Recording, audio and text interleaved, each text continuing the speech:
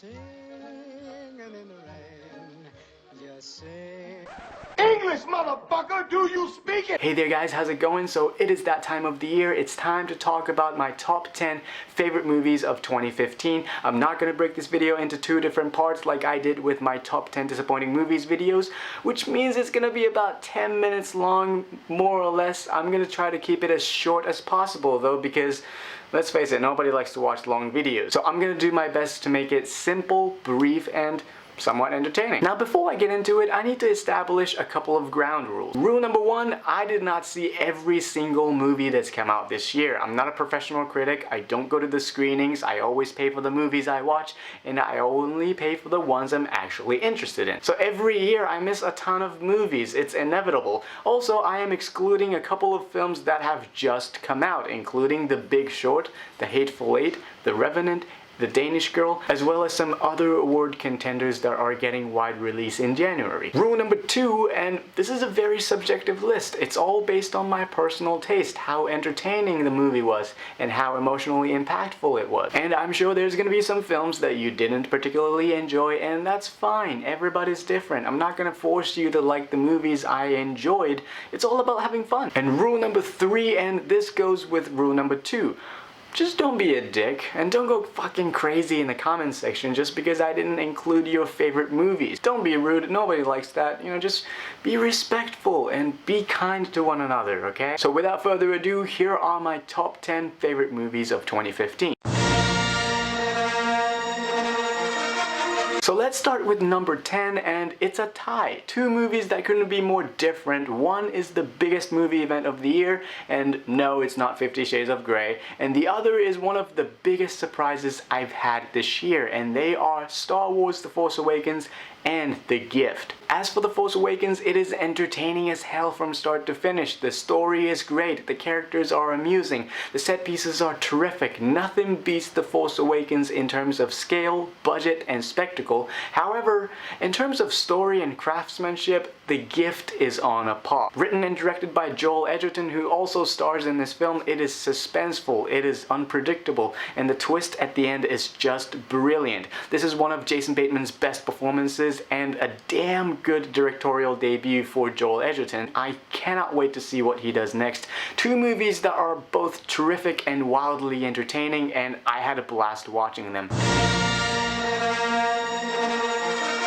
Alright, we're in the middle of the award season, so let's talk about some fantastic films that are not getting enough attention. And at number 9 is James Ponsol's The End of the Tour. It's based on David Lipsky's interview on writer David Foster Wallace, who passed away in 2008. The plot is very minimalist. It's basically two guys in a car talking about philosophy, girls, pop culture, and life in general. It's all about the conversations they have and ideals they have, and it's damn riveting.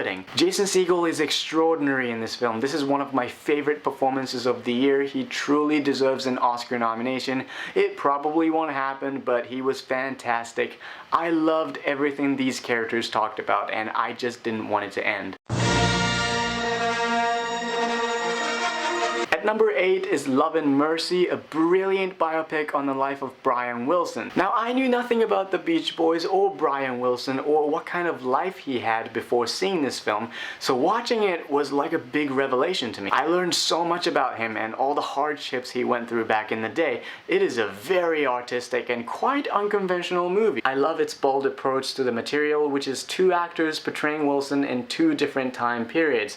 Paul Dano playing Wilson at the height of his artistic creativity, and John Cusack playing an older version of Wilson. This is a touching love letter that honors the legacy of Brian Wilson, but it's also a sweet love story of how he met his second wife, and Elizabeth Banks was fantastic as Melinda Ledbetter. I've seen it 3 times now, and it just keeps getting better. At number 7 is Me and Earl and the Dying Girl. It's a beautiful, charming, and genuinely heartwarming film about friendship, filmmaking, growing up, and moving on. I know some people were not really fond of it, and it's really easy to be cynical when it comes to films like this, but I thought it was really good. It was quirky, it was charming, but also honest and heartbreaking and pretty serious when it needed to be. And at the end, it won me over. I loved the characters and the relationships they have with one another, and I really enjoyed it. At number 6 is another indie film, and it's Grandma. There are many things I liked about this film. Firstly, Lily Tomlin is just terrific as this feisty yet lovable grandmother who helps her pregnant granddaughter raise some money for her abortion. She is fantastic in it. And secondly, it deals with a pretty delicate subject matter, but it never feels preachy. I'm sure it'll piss off the anti-abortion people, but it's never a political film. It's really smart the way it handles its subject matter, and more importantly, it's laugh out loud funny. I laughed all the way through. The script is edgy, literate, but there's also a bit of poignancy there, and it just hit me right here. I loved it. It's really good. Look at this sorry-ass loser. Some people should not grow beards. Your face looks like an armpit. Moving on to number 5, and I have to say this was the toughest top 5 I've ever put together. I spent a lot of time thinking and switching things around because I love all these movies equally. They are fantastic in their own ways, and I'm sure I will change my mind in like 5 years or so, but right now, here's what I came up with, and at number 5 is Todd Haynes' beautiful period piece, and it's Carol. It's a story about a shop girl, played by Rooney Mara, falling in love with a married woman named Carol, played brilliantly by Cate Blanchett. It's one of those rare movies that just doesn't put a foot wrong, and one of the things I loved about this film, among many things, is that it takes a lot of time to develop the relationship between these characters. The romance doesn't suddenly happen. There's a lot of build-up and them getting to know each other, so when they do kiss and when everything becomes physical, it feels totally real. It earns its feeling. It's never over the top or melodramatic. It's primarily about this forbidden love between two women, but it's also about family, motherhood, and sexual rebellion. The performances are just brilliant, the cinematography is gorgeous, the script is so poetic, the costumes, the production design, the musical score, all brought together masterfully by Todd Haynes. I love this movie. This is a great piece of art. It's perfect. Now, the next movie I'm going to talk about had every reason to be enormously successful. It was doing really well in limited theaters, but for some reason when it opened wide, it became a box office bomb. It's Steve Jobs. I think it's written, directed, and acted to perfection. I'm a big fan of Aaron Sorkin's writing style. I love dialogue-driven films, and he's the kind of writer I aspire to be. I love the dialogue he creates in every single film, and this one was no exception. After the first 5 minutes, I was like, oh my god, this is great, this is awesome. I loved Danny Boyle's direction. I thought it was stylish, vibrant, and really energetic, and Michael Fassbender was fantastic as Steve Jobs. He looks nothing like Jobs, but it doesn't matter. I totally bought him as the character. He was charismatic as hell, and at the same time, he was a fucking asshole, and he was great, so was the movie. For number 3, I chose an animated films. There was a number of really good animated films this year, but nothing was as brilliant, entertaining, and moving as Pixar's Inside Out. This is, I think, the most ingenious Pixar film since the original Toy Story. Yes, the animation is breathtaking, and yes, the voice performances are pitch perfect, but at the center of it is a complex and sophisticated story about human emotions and memory. This is arguably Pixar's best film since Toy Story 3. I smiled, I laughed, I cried a little bit, and I'm sure a lot of people did too.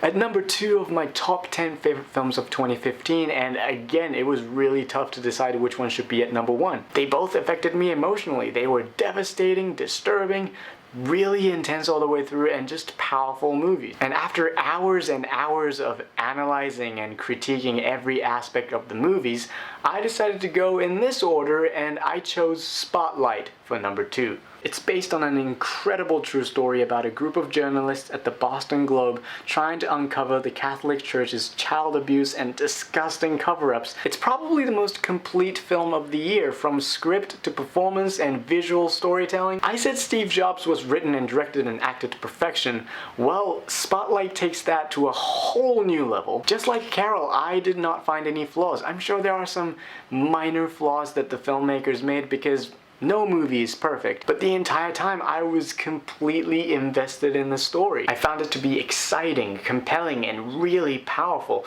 Great direction, great script, and great performances all around. It's phenomenal. It will probably win the Best Picture this year, and it's a well-deserved one.